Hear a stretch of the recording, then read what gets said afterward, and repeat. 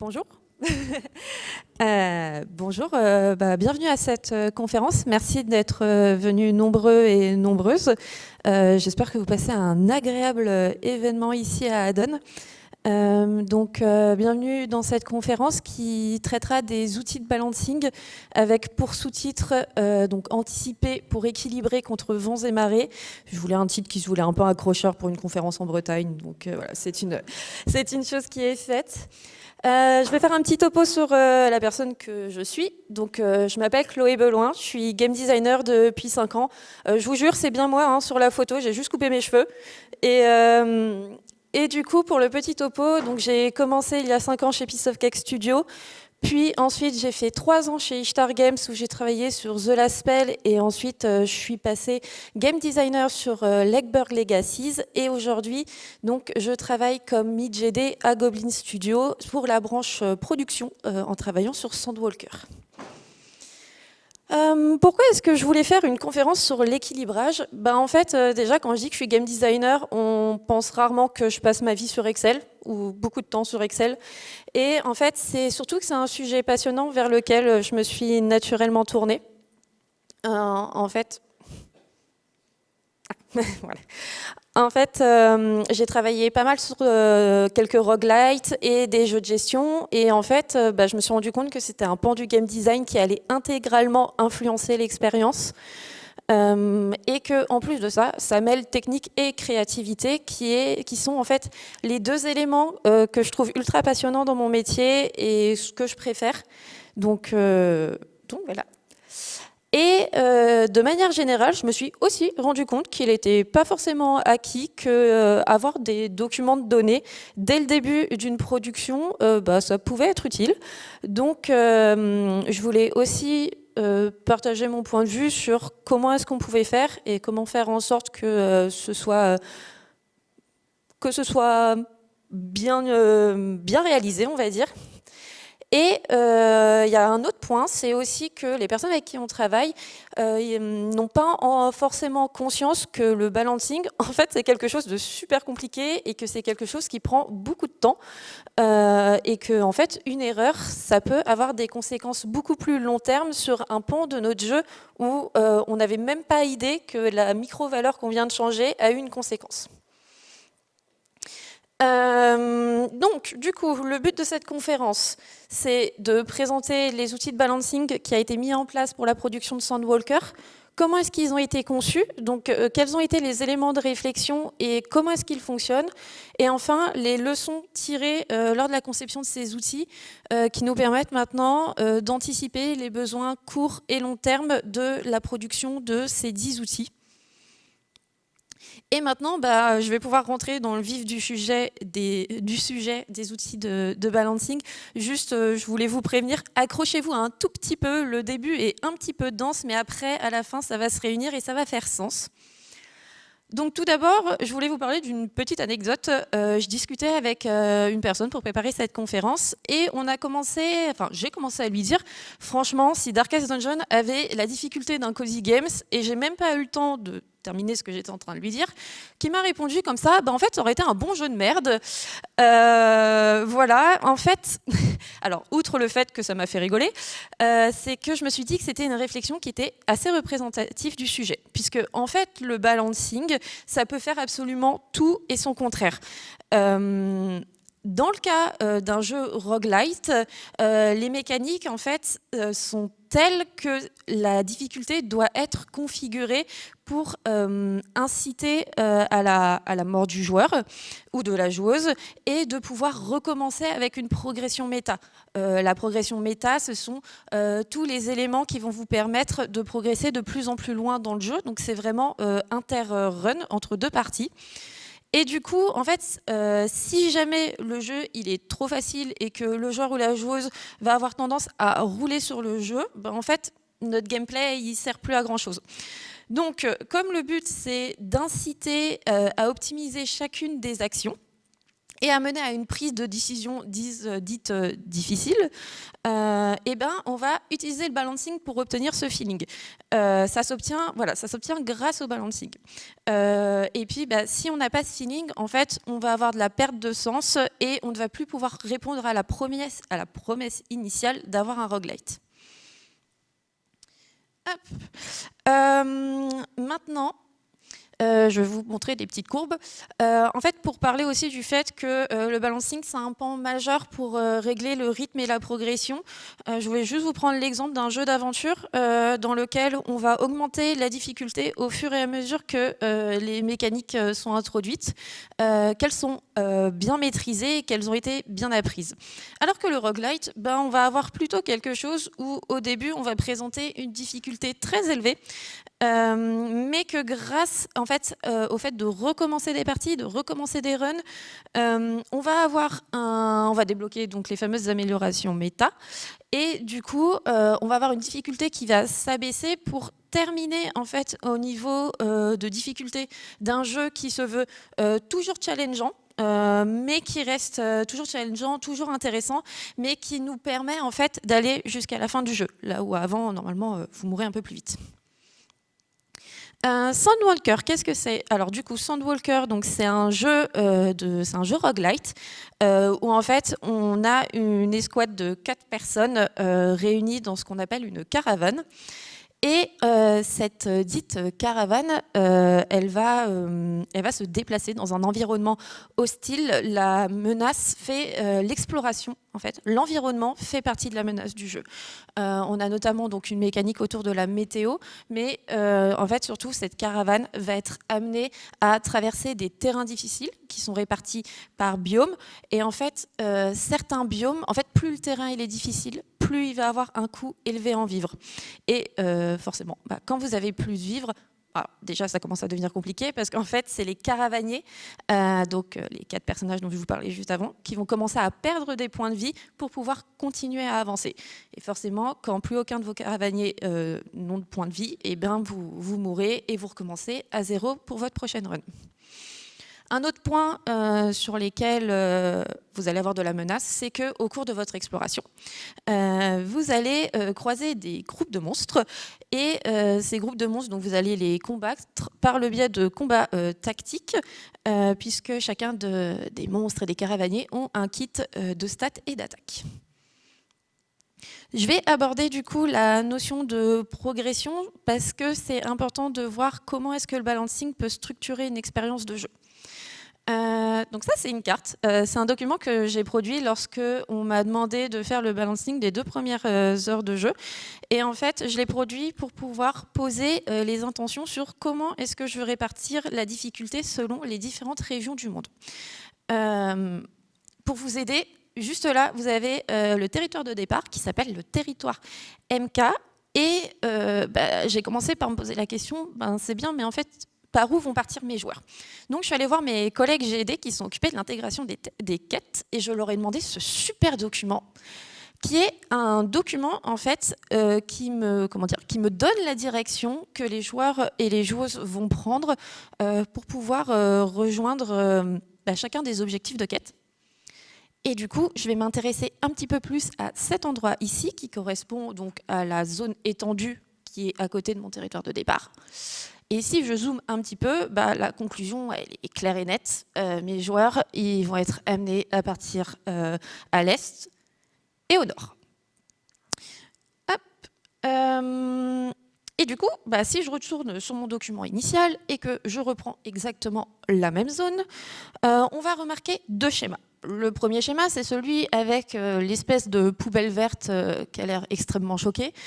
Donc ça, c'est ce que j'ai désigné comme une mort instantanée.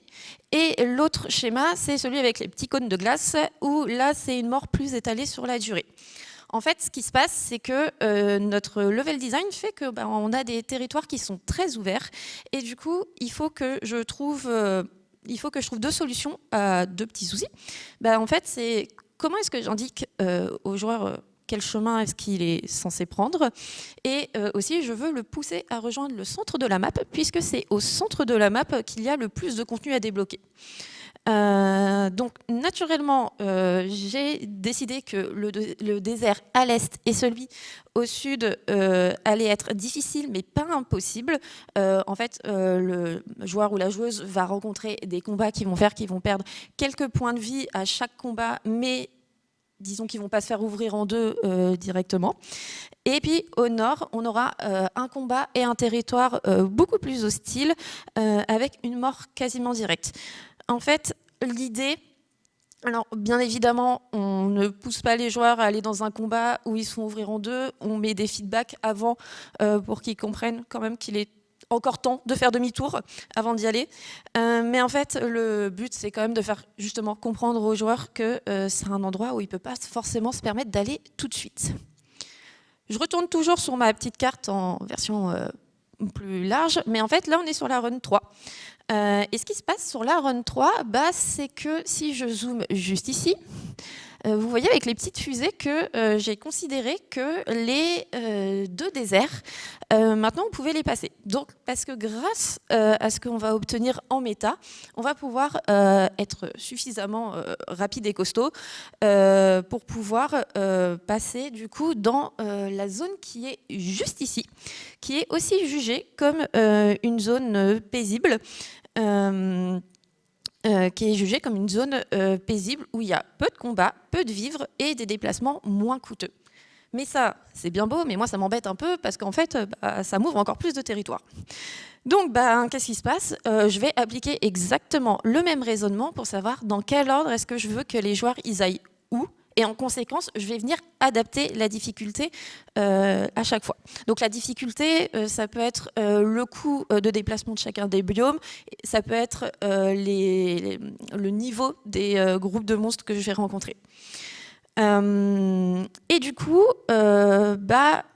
pour obtenir tout ce feeling, il faut faire un peu de design micro, c'est-à-dire du balancing. Et avant de parler de la production de spreadsheet, qui est, je le sais, votre partie préférée à tous et toutes si vous êtes game designer, en fait, il faut prendre un petit peu de recul pour réfléchir à sa conception. Parce que oui, je voulais parler anticipation, mais je ne voulais pas parler que anticipation à l'échelle prod, je voulais aussi parler anticipation à l'échelle de game design. En fait, le fait d'avoir une réflexion en amont, ça va nous permettre après d'avoir les idées claires et se faciliter la tâche quand on va produire le spreadsheet. Et ça, on va le comprendre après, quand tout va prendre sens et tout sera reconnecté les uns aux autres. Donc, la première chose en anticipation qu'on fait à l'échelle design, en fait, c'est de la schématisation. En gros, ça ressemble à ça et le but, c'est de prendre un peu chacun de mes systèmes pour une problématique donnée. Là, c'était le balancing des 2 premières heures de jeu. Et en fait, au départ, c'était juste 3 post-it qui se battaient au duel et puis au fur et à mesure, ça a fini par grossir de plus en plus. Sur ce schéma, qu'est-ce qu'on voit ? On voit tout ce qui va être à l'échelle du jeu, donc la progression méta, et tout ce qui est à l'échelle d'une partie. Là, l'idée, je vais vous faire un zoom sur l'échelle d'une partie, puisque, en fait, le constat, c'est de me dire, OK, mes 2 premières heures de jeu, qu'est-ce qui va se passer ? Je vais parcourir un chemin, en fait, pour réaliser un objectif de quête. Qu'est-ce que je vais avoir comme challenge principaux ? Tout ce qui va être le coût en vivres, la difficulté des ennemis et comment est-ce que je vais obtenir des points méta pour pouvoir débloquer des upgrades qui me permettront d'aller de plus en plus loin. Et en fait, en schématisant, j'arrive à faire des liens pour identifier des premières zones d'ombre et avoir une idée des premières questions qu'il va falloir qu'on se pose en balancing juste après. Un autre outil théorique qui est assez utile, c'est ce qu'on appelle le user journey. Et le user journey, en fait, c'est un document qui est préparé en amont par l'équipe design qui va référencer chacune des étapes de la vie du jeu. Donc, c'est-à-dire de la FTUE, la First Time User Experience. Donc, c'est la toute première fois que votre joueur ou que votre joueuse va avoir le jeu dans votre main, et jusqu'au moment où le joueur ou la joueuse va maîtriser le jeu. En fait, ça va vraiment venir détailler tout ce qu'on attend en termes de progression à l'échelle du jeu complet. Et un autre point théorique, c'est ce qu'on appelle les métriques. Les métriques, qu'est-ce que c'est ? En fait, ce sont des valeurs très théoriques qu'on va venir poser en brainstorm pour pouvoir définir les premières valeurs à atteindre lors d'un premier balancing. Alors, présenté comme ça fait un peu valeur qu'on va sortir de notre chapeau, voilà, un peu aléatoirement, mais je vous jure, on y réfléchit un petit peu quand même avant de les poser. Mais là, sur l'exemple, en fait, c'est tout ce qui va concerner la létalité d'un combat. Donc, on a estimé avec mon lead GD que pour un combat dit normal, un joueur ou une joueuse devait réussir à vaincre ce combat entre 2 et 4 minutes en fonction de sa difficulté. Et ça devait représenter à peu près 4 attaques. Et en fait, ces métriques-là, ils sont atteignables grâce à ce qu'on appelle donc les leviers gameplay. Donc ces leviers gameplay, c'est vraiment quels sont les paramètres auxquels je vais pouvoir toucher pour pouvoir obtenir le résultat. Et en fait, ce que je voulais dire, c'est que tous ces documents, ça va vraiment venir créer une synergie qui va nous permettre d'aborder le balancing de manière beaucoup plus sereine, de pouvoir simuler son effet, mais surtout de comprendre en fait quel élément va influencer quoi, qu'est-ce qui va faire que ce petit chiffre-là que j'ai passé de 2 à 3, en fait, il a fait exploser tout le reste de mon gameplay. Bien. Donc ça, littéralement, c'est ma tête quand je sors de réunion et que mon lead il me dit « C'est bon Chloé, tu as le droit d'ouvrir Google Sheet et tu as le droit de commencer à travailler sur ton outil. » Parce qu'effectivement, on a la carte mentale des systèmes, on sait comment est-ce qu'ils s'influencent, comment est-ce que les leviers ils vont agir et quelles sont les métriques qu'on doit atteindre. Du coup, cette histoire de spreadsheet, quand et pourquoi est-ce qu'il faut les mettre en place ? De mon point de vue, il faut les mettre en place dès le design d'une mécanique. C'est-à-dire au moment où vous êtes en train de préparer votre document, que ce soit un GDD, un document de prod, une spec, il faut le faire le plus tôt possible quand vous faites le design de votre mécanique. Pourquoi ? Parce qu'en fait, ça permet d'avoir une meilleure compréhension et conception de la mécanique que vous êtes en train de designer. Vous allez avoir un maximum de visibilité pour vos développeurs et anticiper ces aspects, ça peut aussi vous faire gagner du temps quand ils vont venir vous poser des questions 3 semaines après que vous ayez fait le design et que vous aurez la tête dans autre chose et peut-être qu'au moins vous auriez anticipé certaines questions auxquelles il faut répondre. Et un autre pan, c'est en fait identifier des variables. Régulièrement, on peut être amené à demander des formules mathématiques à nos devs et c'est intéressant de savoir si on veut leur demander qu'ils travaillent avec des valeurs entières, des valeurs à virgule, avec des pourcentages ou comment vont se comporter les arrondis. Idem, si vous avez un jeu où vous devez afficher des informations chiffrées, ça peut être intéressant de commencer à penser à comment est-ce que vous allez présenter l'information en jeu. Ça arrive, par exemple, de travailler avec des mock-ups pour pouvoir expliquer aux devs et aux artistes comment est-ce qu'une mécanique pourrait fonctionner. Et bien, du coup, c'est l'occasion de réfléchir à cette problématique. Et enfin, l'idée, c'est de pouvoir prévoir la localisation dynamique, puisque en balancing, on veut être libre de pouvoir changer n'importe quelle valeur à n'importe quel moment, n'importe où. Mais si il faut qu'on ouvre le document de localisation et qu'on vienne changer à la main le chiffre dans la loc, très vite, on va venir s'arracher les cheveux, ça va créer de la friction et c'est pas agréable pour travailler au quotidien et pour travailler sur une prod qui va durer potentiellement 2, 3, 4 ans. Et c'est aussi la porte ouverte aux erreurs. Et enfin, l'autre point, c'est de pouvoir prendre le temps de faire des outils adaptés. Faire en sorte que chaque variable soit extraite dans des cellules isolées, que chaque modification fasse de la mise à jour automatique pour avoir en fait un spreadsheet qui est facilement maintenable.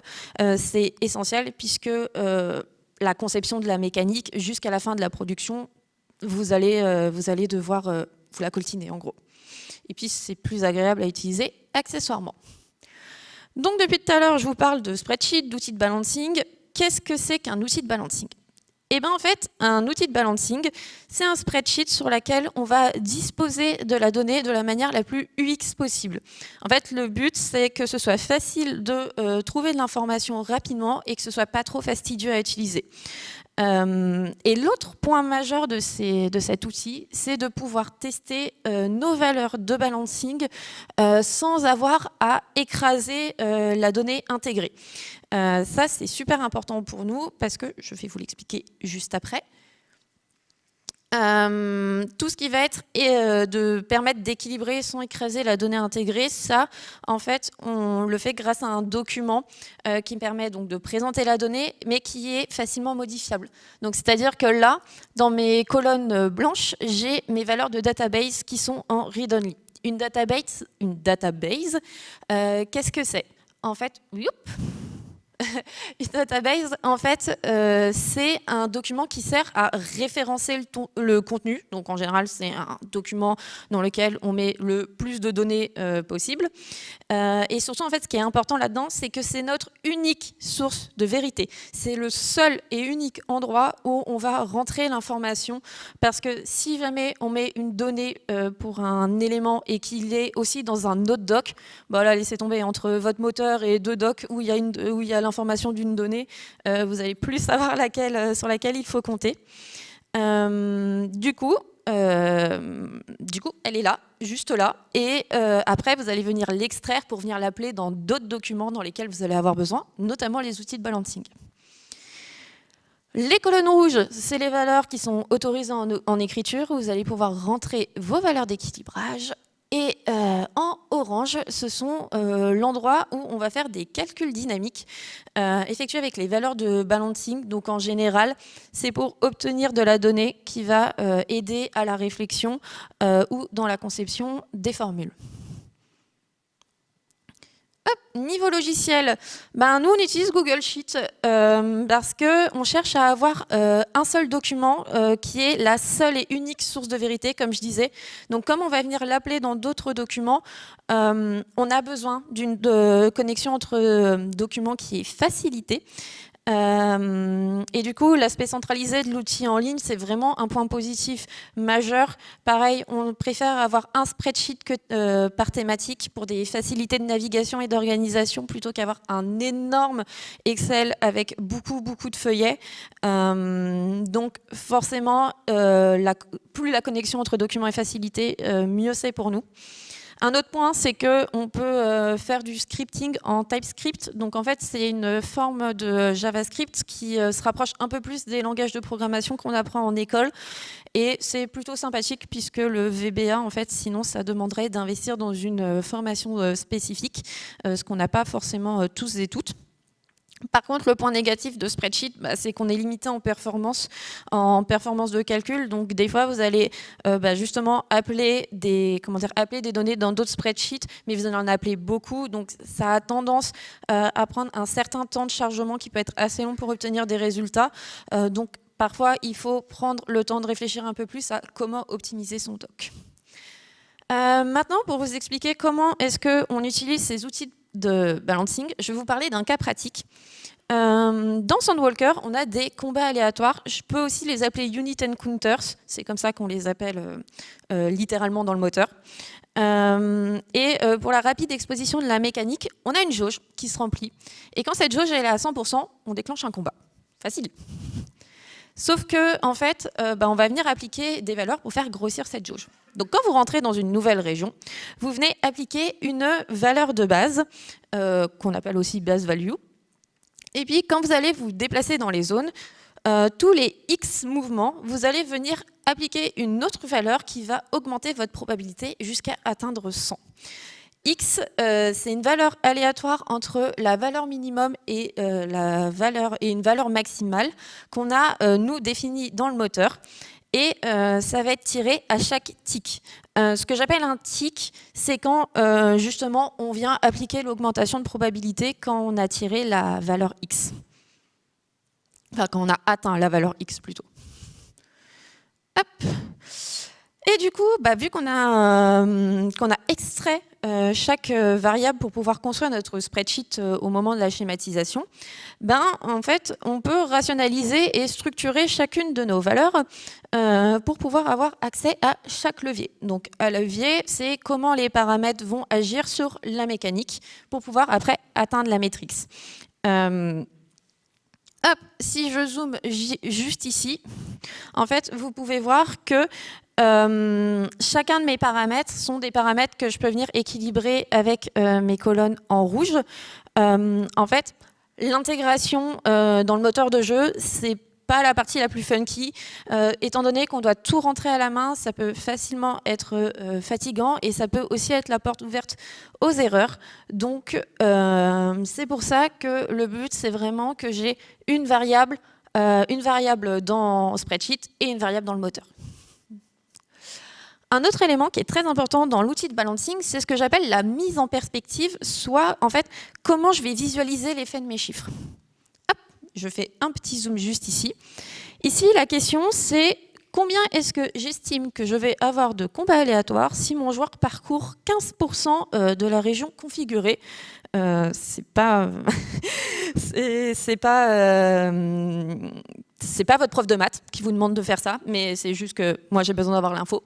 Donc en fait, je la fais calculer dynamiquement. Et là, pour la première région, on peut voir que potentiellement j'ai 8 combats pour les valeurs qui sont actuellement intégrées, donc tout ce qui va être en gris. Et en orange, j'ai 6 valeurs, j'ai 6 combats qui sont prévus avec les valeurs d'équilibrage. En fait, vous montrer ça, c'est surtout pour mettre l'emphase sur un élément, c'est que il y a différentes manières d'atteindre une matrix. C'est-à-dire que pour obtenir 6 combats aléatoires, j'ai 2 possibilités potentiellement. J'en ai peut-être même plus. Là, je vais en présenter 2. C'est-à-dire que je peux mettre des grosses valeurs de base value et des valeurs de probabilité à ajouter, mais de manière assez peu fréquente. Ou sinon, je peux faire l'inverse, utiliser des petites valeurs, mais faire en sorte que ce soit ajouté de manière beaucoup plus fréquente. En fait, grâce à l'outil, je peux voir que peu importe la configuration que je vais faire, je vais obtenir toujours le même résultat. Mais avec un feeling différent, potentiellement en venant corriger une source de frustration ou encore une action dysfonctionnelle. Donc, ça, c'était pour la configuration des combats aléatoires, mais pour un autre contexte qui est celui de l'exploration. Il y a un petit feuillet qu'on aime beaucoup, qui est celui qu'on utilise pour résumer en fait, les données essentielles. Parce que même en essayant d'être le plus UX possible, en fait, on travaille quand même avec des gros tableaux qui tâchent, avec beaucoup de données.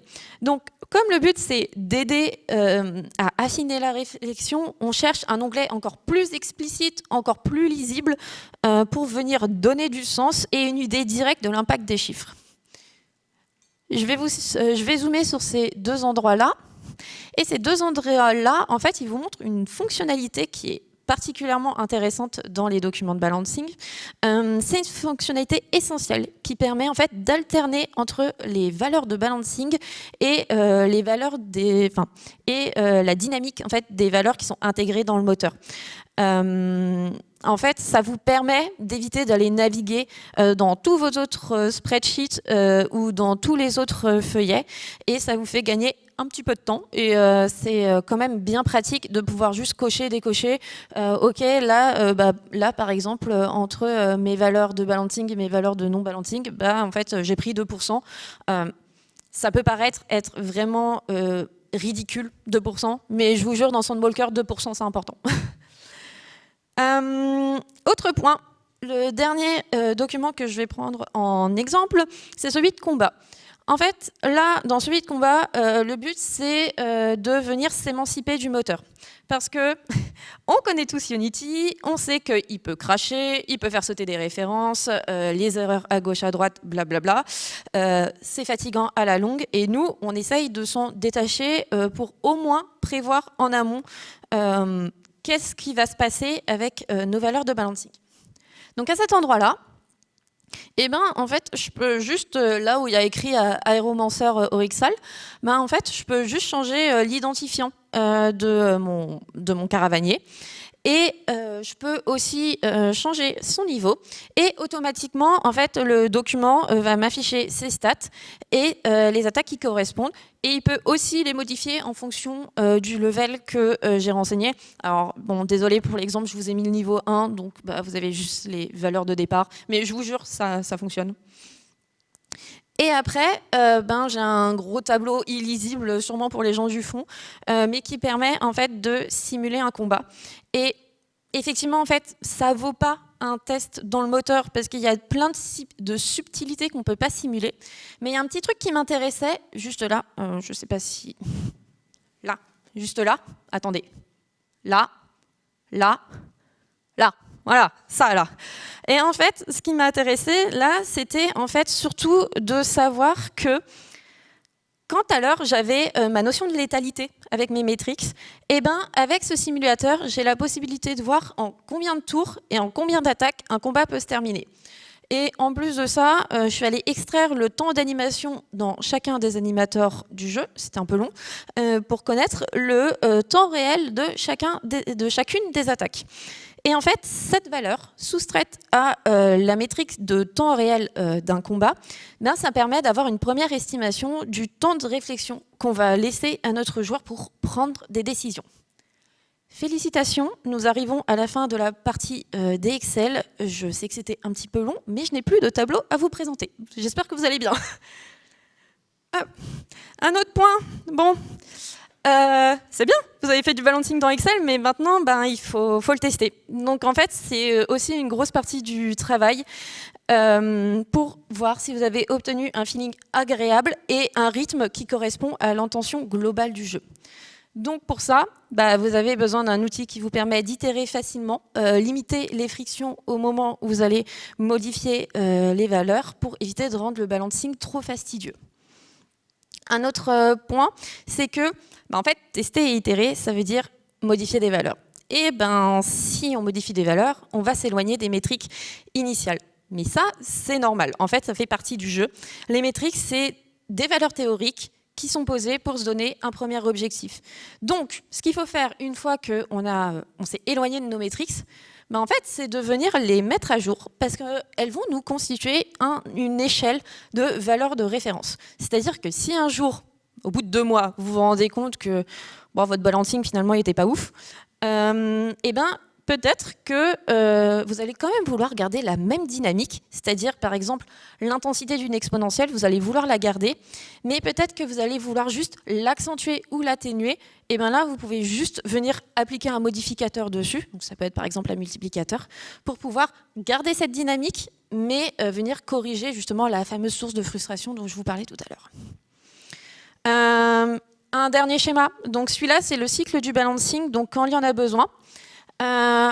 Question que je me pose, est-ce qu'il y a un outil qui existe? Oui, non. S'il n'y a pas d'outil, s'il vous plaît, passez par une petite phase de réflexion avant de foncer tête baissée dans Spreadsheet. Petite conception outil, puis ensuite, vous pouvez passer à la pratique, d'abord sur Spreadsheet et après dans le moteur.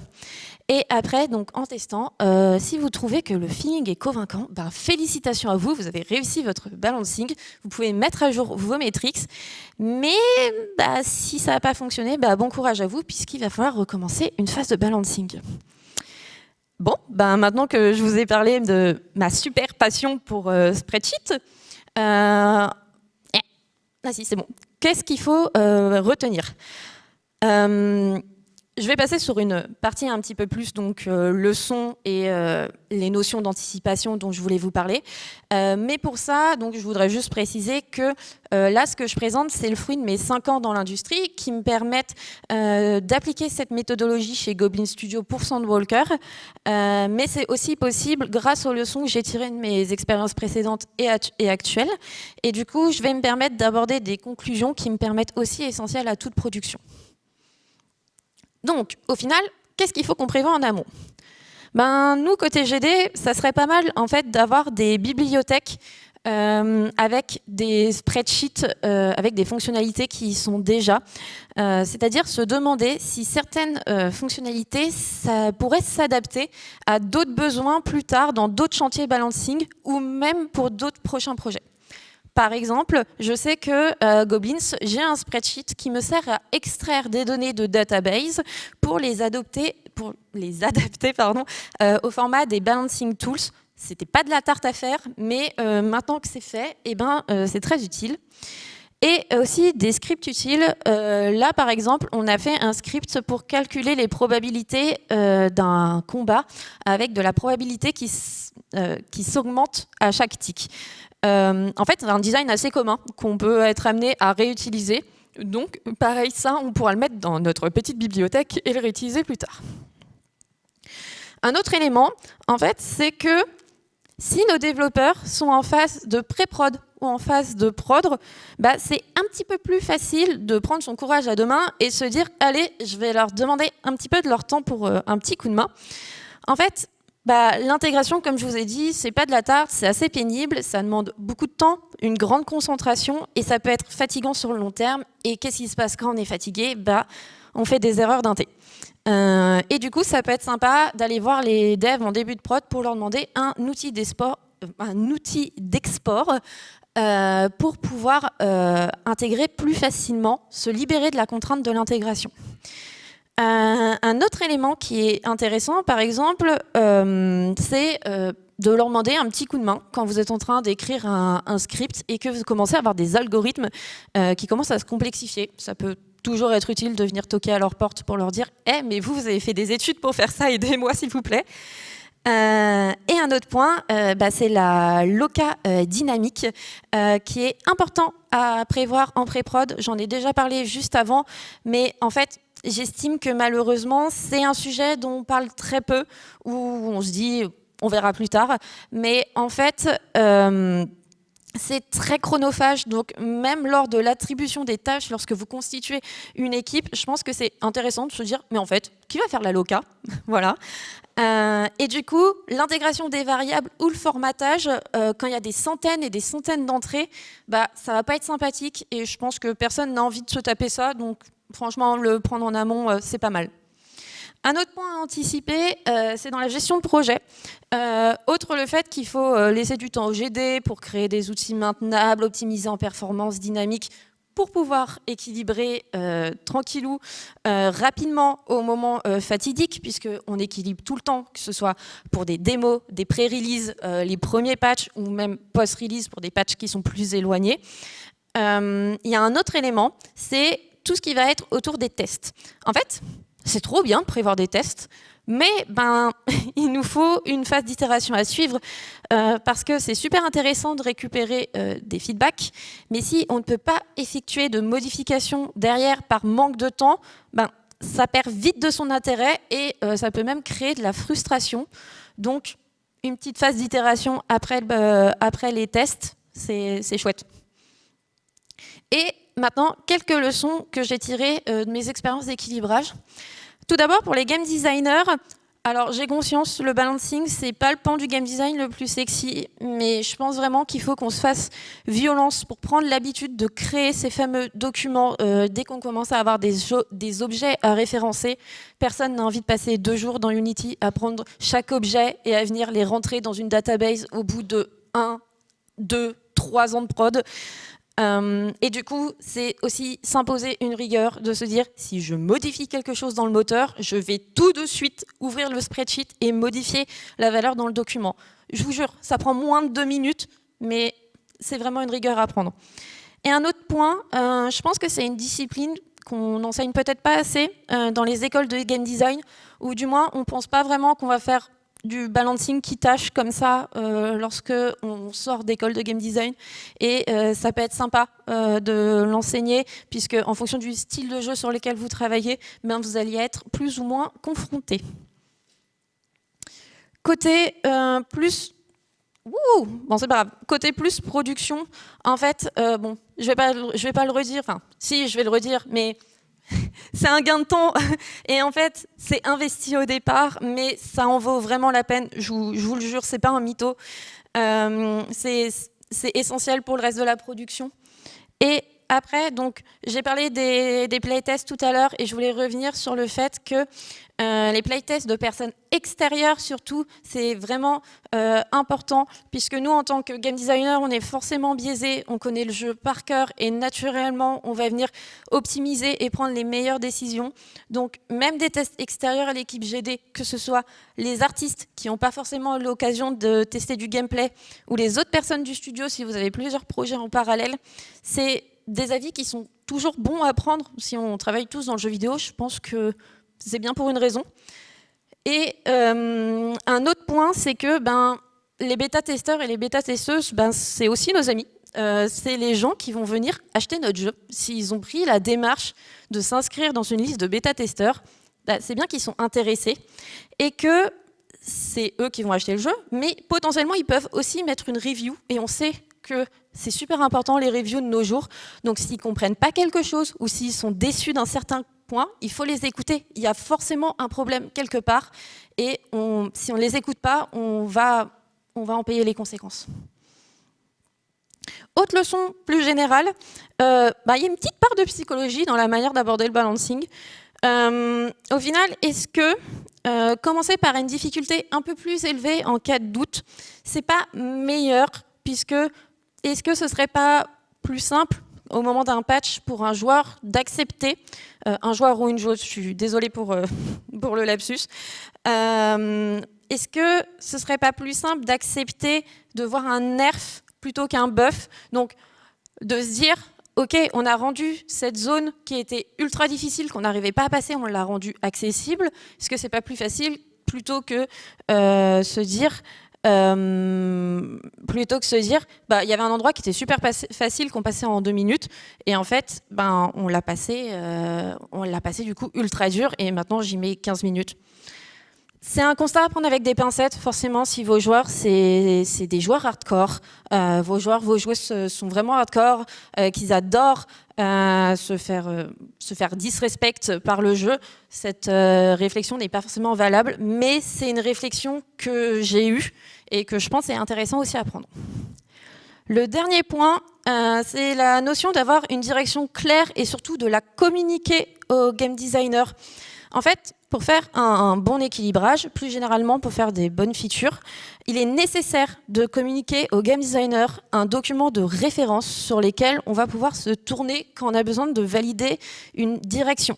Donc l'idée, c'est d'avoir une notion produit avec une cible qui est clairement identifiée, les fameuses USP et les fameux KSP qu'on peut voir à l'école, mais je vous jure, en fait, quand on les a, c'est bien pratique. Et enfin, qu'est-ce qui va venir caractériser l'expérience de jeu? Les piliers et les game states. L'idée, c'est vraiment de réfléchir à qu'est-ce que, donc, pour notre genre de jeu, qu'est-ce qu'on va vouloir garder du genre, qu'est-ce qu'on veut révolutionner du genre et qu'est-ce qu'on veut améliorer. Des fois, en fait, ces informations, elles sont dans le studio. Elles sont juste cachées quelque part dans un document pour demander des financements. Et c'est vraiment intéressant, au fait, de les communiquer aux game designers parce que ça peut vraiment nous aider. Donc, c'est vraiment cette direction franche qui permettra de créer une expérience harmonieuse qui fonctionnera dans sa globalité. Et puis, globalement, c'est toujours plus agréable de savoir sur quel pied danser quand on travaille. Le dernier point qui est le plus important, mais c'est vraiment de pouvoir aborder le balancing de la manière la plus sereine possible. On le dit souvent, mais la production de jeux vidéo, c'est vraiment un marathon. Et si nos outils sont fastidieux, il sera vraiment difficile pour nous d'être productifs. Donc, au final, anticiper, c'est aussi le meilleur moyen de faire attention à soi. Donc, vraiment, prenez soin de vous. Merci. Est-ce que vous avez des questions ?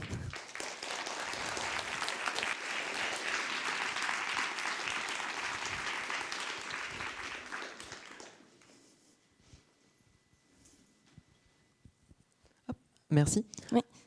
Du coup, c'était une question sur est-ce que vous avez des éléments, des choses comme ça pour gérer tout ce qui va être historique et journaling des différentes modifications.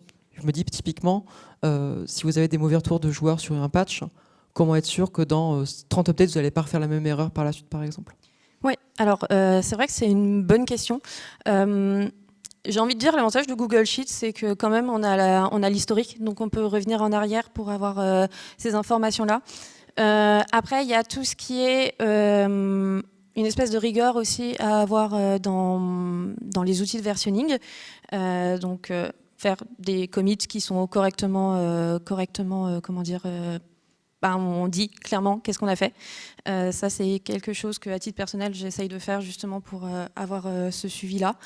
Et malheureusement, non, je pense que sinon, ça demanderait un outil encore supplémentaire pour pouvoir suivre toute cette data.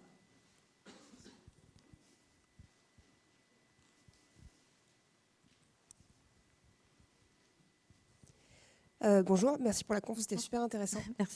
Merci. Alors ça va peut-être être une question un peu ouverte, désolée, mais si tu avais un temps de dev infini à ta disposition, tu as parlé beaucoup d'intégration, de tooling, etc. Quels seraient tes tools idéaux? À quoi est-ce qu'ils ressembleraient? Honnêtement, mes tools idéaux, en fait, il y a tellement de galères avec l'intégration que vraiment, je vous jure, juste un bouton exporter spreadsheet tout le moteur de jeu, franchement, je serais heureuse parce que ça prend vraiment trop de temps, c'est vraiment terrible.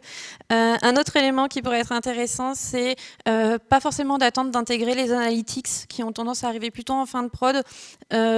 Et de trouver une méthode d'avoir une manière de récupérer de la donnée pour les playtests justement internes. Mais là, vraiment, les tout premiers playtests, sur mon précédent projet, on avait eu ça et c'était quand même assez pratique pour se faire une idée de certains comportements de jeu. Et après, comme ça, sinon, j'ai pas plus d'idées. Je pense que ça demanderait en fait une session de brainstorm avec les 4 GD de notre team et dire OK, sur quoi est-ce que vous avez envie de vous rouler en boule sous votre bureau à chaque fois et comment est-ce qu'on peut améliorer ça.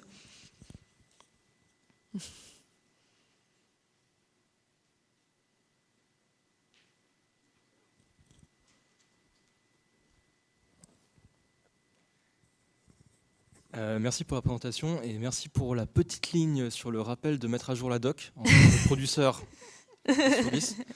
Ma question, c'est plus une précision. Tu parlais de budgéter et de planifier des phases de test et d'itération, même pendant la production. Selon quels critères tu préconiserais de mettre en place ces phases? Est-ce que c'est après une grande milestone verticale comme une alpha ou une pré-alpha? Est-ce que c'est après des pages d'intégration de contenu ou d'autres critères? Voilà, quel serait le timing? D'expérience, je dirais, après justement une grosse milestone où en général il y a un objectif précis à la fin. Ça peut être la création d'une démo, ça peut être un playtest qu'on prépare, justement, qui sont en interne ou qui sont en externe, parce que c'est en général là où on va récupérer le plus de retours. En fait, c'est un peu utopiste de se dire mais tout va bien. On n'aura pas de retour où il va falloir modifier plein de choses sur le jeu. Et du coup, je suis plutôt d'avis de dire que c'est après une grosse milestone qu'il faut prévoir cette phase d'itération. En fait, à partir du moment où vous vous dites OK, à la fin de ce moment-là, j'ai une build qu'on va faire tester. À partir du moment où on dit OK, là on fait un gros test, je pense qu'il faut prévoir après une phase d'itération.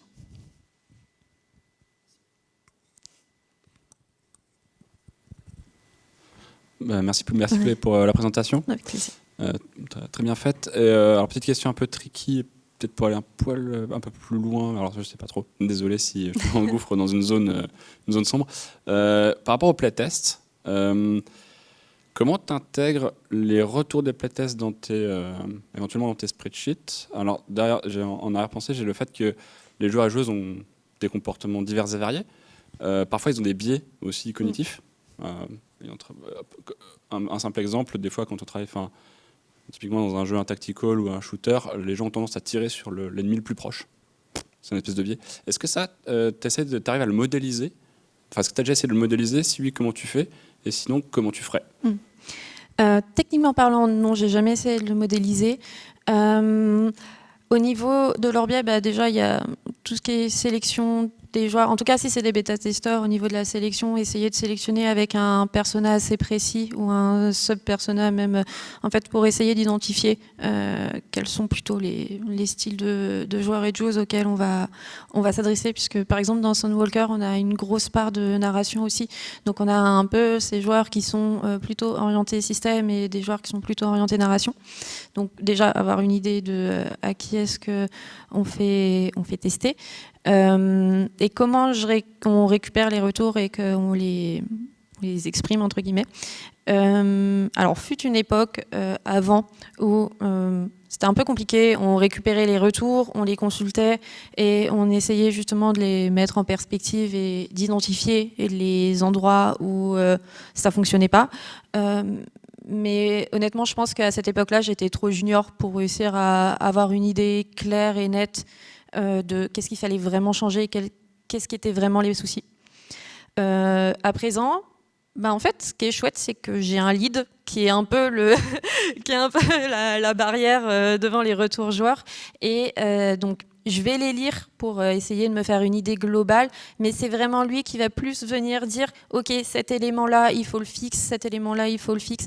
Et il a vraiment ce rempart contre l'humanité qui fait que...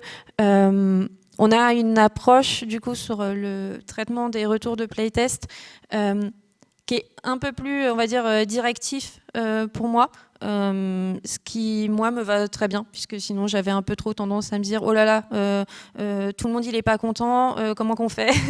et du coup, voilà. Et par conséquent, je vais plus suivre une direction de mon lead et je vais... Et par contre, j'ai pas encore la possibilité de le modéliser dans mes outils de balancing.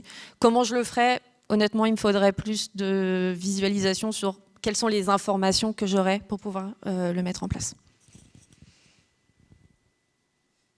Ouais, on arrive sur la fin, donc ce sera la dernière question ici. Merci beaucoup. Bonjour. Bonjour. Alors, très très bonne présentation aussi. Hein.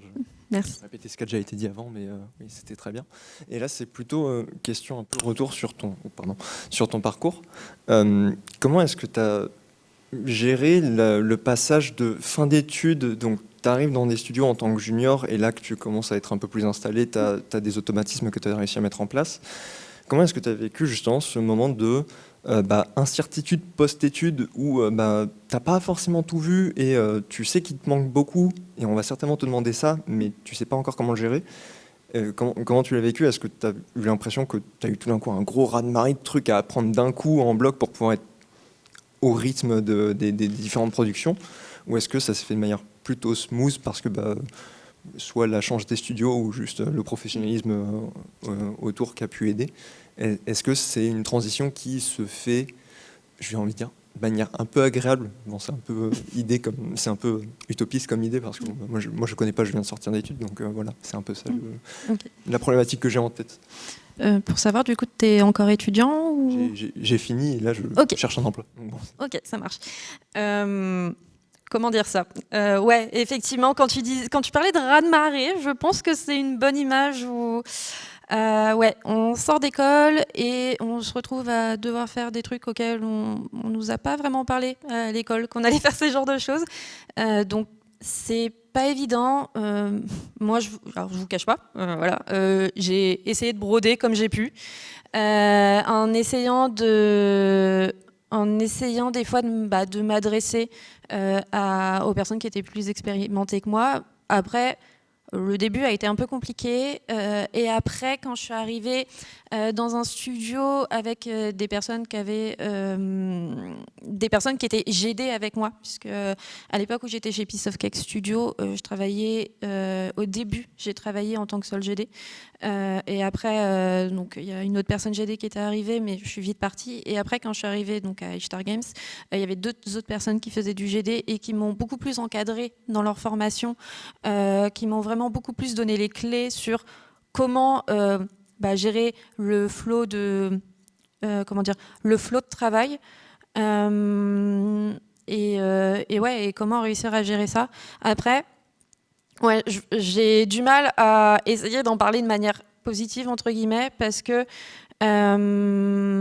Jusqu'à très récemment, ça a été assez compliqué justement de gérer le travail et cette espèce de responsabilité bizarre qu'on a en tant que game designer, parce que j'aime pas ce discours de dire que nous autres game designers, on est les tout-puissants qui prenons des décisions importantes pour le jeu, mais en fait, des fois, quand on design des mécaniques, on est un peu tout-puissant sur ce qui se passe dans le jeu, et c'est pas forcément facile à gérer, donc franchement, s'il y a des juniors dans la salle, accrochez-vous. Les 5 premières années, elles sont pas fun, mais peut-être que ça ira un petit peu mieux après. Et avec un peu de chance aussi, vous tomberez aussi sur des studios qui sont des petits chats et qui seront là pour vous accompagner dans votre manière de grandir en tant que GD, quoi.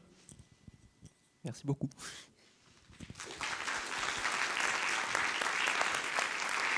Merci à vous.